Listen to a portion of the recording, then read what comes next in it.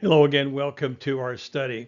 Our study here starts in 2 Samuel chapter 11. This is David's sin. And what does that mean? Well, David was a man after God's own heart, far from perfect, made some incredible blunders and some very, very poor choices. And he suffered an incredible amount as a direct result of his choices. So we want to look at 2 Samuel chapter 11, and we're all pretty much familiar with the passage and exactly what happened.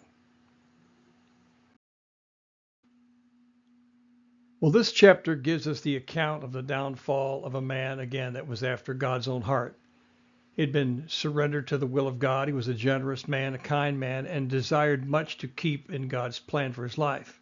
But he fell in a moment of weakness. He got his eyes off God and God's word. He played with temptation, and one sin led to another, to another, to another, to cover up the first, second, and third, and we understand how that goes. This, of course, is the sin of he and Bathsheba.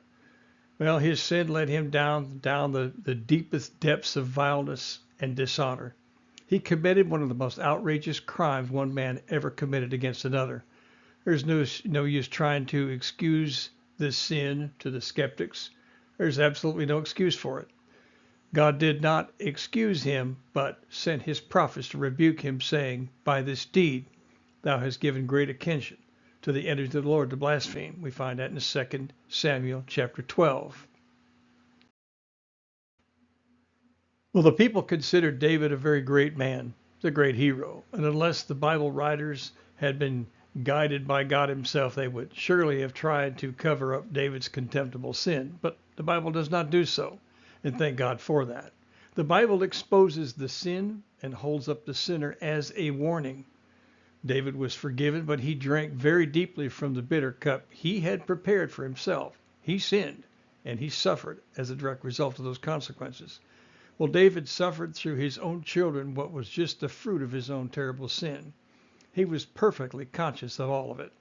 This part of David's life story, however, has given hope to many, a lost sinner who asked the simple question, is there a pardon for me? Yes, there is. There's for you, there is.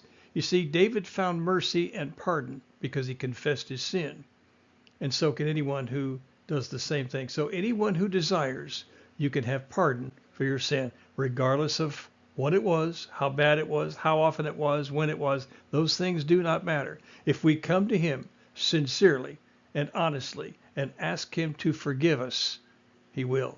Well, I trust that will help you. Be blessed, be safe. We will see you on the next study.